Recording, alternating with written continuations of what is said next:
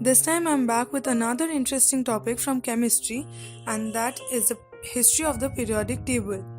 All of us study and memorize the periodic table in school for sure, but here we will learn about the history of the periodic table.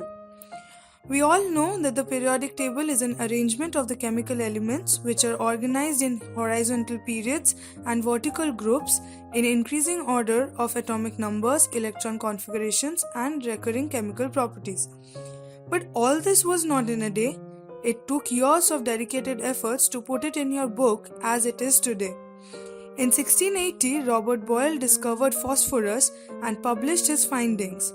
Phosphorus was the first element to be discovered.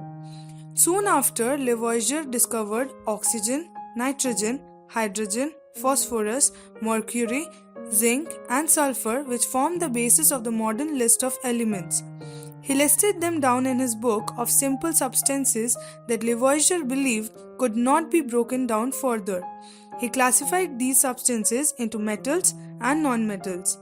In 1829, Johann Wolfgang Dobryner found that he could form some of the elements into groups of three, with the members of each group having related properties, and termed these groups triads. Alexandre Emile Begoy de Chancotois, a French geologist, was the first person to notice the periodicity of the elements. Similar elements occurring at regular intervals when they are ordered by their atomic weights. Then in 1864, the English chemist John Newlands classified the 62 known elements into 8 groups based on their physical properties.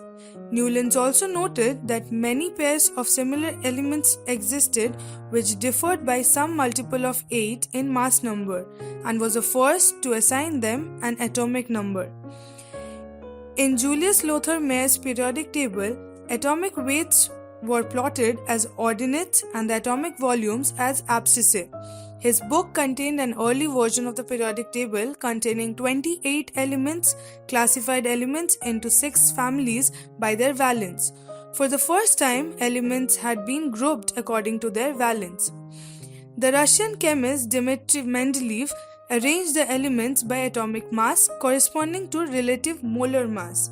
Mendeleev is known as the father of the periodic table, and his table looked the most similar to the one in your book.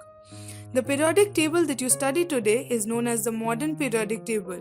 It includes the actinide series in the second row of the F block 5F series. Seeberg's actinide concept is of heavy element electronic structure that predicts that the actinides form a transition series analogous to the rare earth series of lanthanide elements. That's all for today. For further such geography and science topics, do subscribe to our channel.